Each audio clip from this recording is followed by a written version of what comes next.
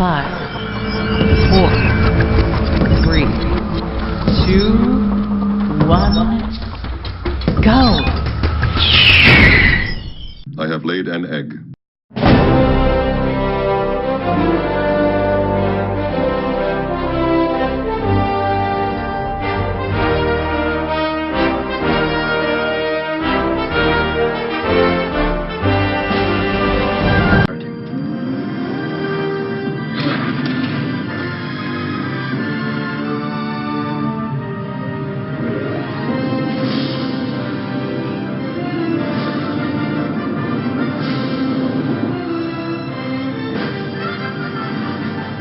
Before we get started with this new video series where I will give you an overview of each episode of the Orville starting in Season 1 and going forward from there, I have to tell you my approach to these reviews.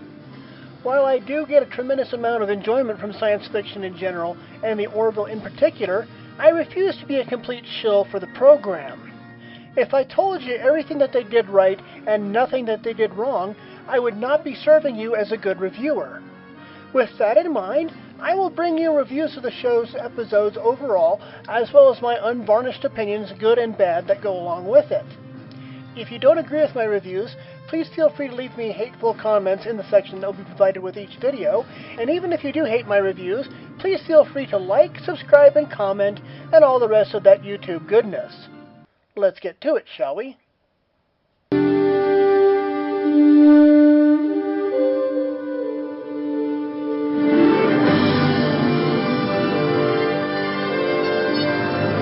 Come in. You wanted to see me, Admiral. Old Wound starts off with a lonely bit of entry music after Captain Ed Mercer discovers his wife with a Retepsian, a blue goo-shooting alien. Oh no.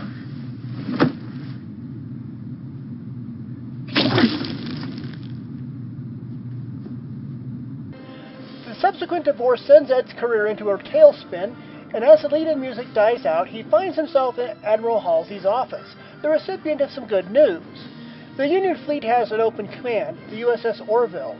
It's a light cruiser or an exploration ship, but it's perhaps Ed's last chance to save his career. Ed accepts the command with one caveat. He wants to bring his friend Gordon Malloy along. Gordon is the best pilot in the fleet, even if he is quite a bit immature and a bit dense at times. No, you can't have that when we it's dock. one beer. What are you worried we're going to crash? I'm worried about my job, all right? I'm worried about... This is very important to me. What are you doing? Oh, I hope we don't crash. Gordon, stop it. Knock it off right now. This is not safe. Wasted. This is not funny or safe. My first beer right ever, now. and this I'm literally ordering you to stop. Me. I hope we don't. Sorry.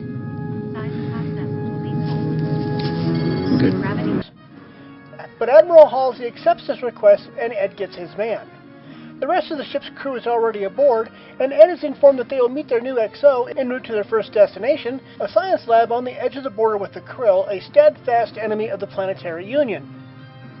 First, they stop off at an outpost to pick up the ship's new XO, and it turns out to be Ed's ex-wife, Kelly. This continues the underlying plot throughout a good bit of the first season, and it is layered on pretty thick in the first few episodes or so. At times it takes away a bit from the other plots and drags us kicking and screaming into the world of personal drama, but for the moment it is okay, as we are just finding out about these two characters, and their marital problems are at their center, at least for the moment. When the Orville reaches the research lab, they are confronted by an issue.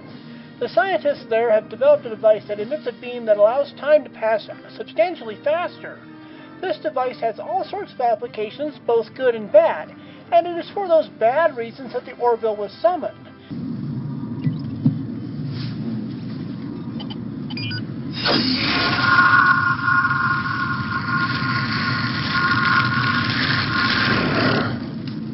So, it's an anti-banana ray. The device needs protecting from the Krill, who show up because of a turncoat on the scientist's staff.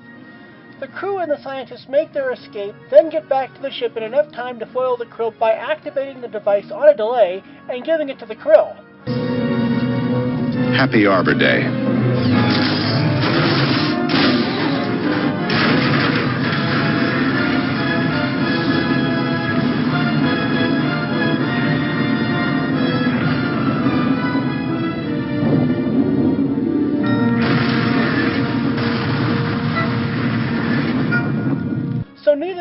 Orville nor the Planetary Union obtained the device, although of course the scientists could theoretically simply rebuild one. I gave this episode a healthy 7.5 stars, a respectable showing with enough room to either grow or sink. Unfortunately, the show decided to sink a bit. The A story is valid. Alara gets command of the Orville while Kelly and Ed investigate an alien ship, and when they are kidnapped by an advanced alien race and put in a zoo, Alara is faced with the hard choice of whether to obey orders and return to Earth for a replacement captain in XO, or go after her friends. After initially following the orders handed down by the admirals to her, Alara backtracks and goes after Ed and Kelly, of course. Can I have everyone's attention, please? I have been given a direct order from the Fleet Admiralty to abandon the search for Captain Mercer and Commander Grayson. But as far as I'm concerned, they can bite me, because we're going anyway. Meanwhile, in the B plot, we discovered that Mocklins reproduce by laying eggs. Bortus has laid an egg and needs roughly 21 days off to care for it. The problem with this episode is that the humor is layered on so thickly, especially involving the B plot, that it is hard to take the overall story very seriously. Well, listen, tell Clyden congrats, and if you got one more in you, dibs on the omelet. Sir? Sorry, bad joke. Yes. Bad yoke. You know, I'm just not going to try comedy with you anymore. A lot of the early criticisms of the Orville were saying that this show does not know what it wants to be. Now, while this problem slowly gets solved as the series progresses, this is an early example of not-so-good execution of the humor sci-fi blend. This episode also tends to play it safe. Of course, Alara and the gang are going to disobey orders and go after Ed and Kelly. 2 episodes in, the show can be forgiven for not taking any risk. However, say Ed and Kelly somehow break out of the zoo, and they find themselves aiding a rebel group against an oppressive government or something. Meanwhile, Alara obeys orders and goes back to Earth. The Orville is assigned a new captain, and one of his first acts is to lecture Alara on how it would have been the right thing to go after Ed and Kelly, and orders to the contrary be damned. That, of course, is not what happened, but it could have been if the show had tried to take some early risk. I gave this episode 6.5 stars, and quite frankly, it's lucky that I did these ratings a while ago because I've really soured on the humor in this one. Like I said at the top of the episode, I'm bringing you guys my honest opinion about the episodes, both good and bad. However, 6.5 is still quite respectable.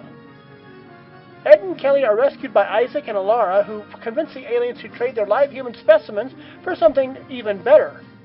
Meanwhile, after an apparently quick 21 days, the egg hatches, and that leads us into... About a Girl is the best episode of the first 3, as the show tackles a very difficult and touchy subject when it comes to gender and childhood sex changes.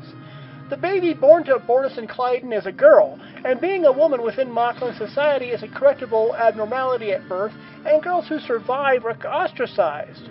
Of course, since Bortus is a Union officer, and he is serving aboard a Union ship, he does not get any help in having the conversion process done.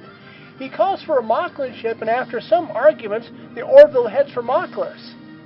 Once in orbit around the planet, the Mocklins hold a tribunal as requested by Bortus, who has changed his mind and now supports allowing the child to grow up female.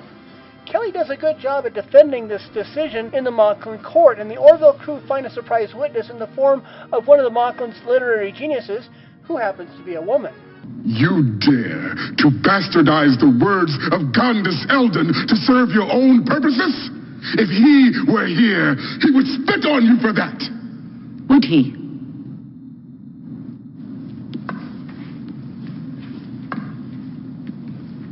Why don't you ask him? No.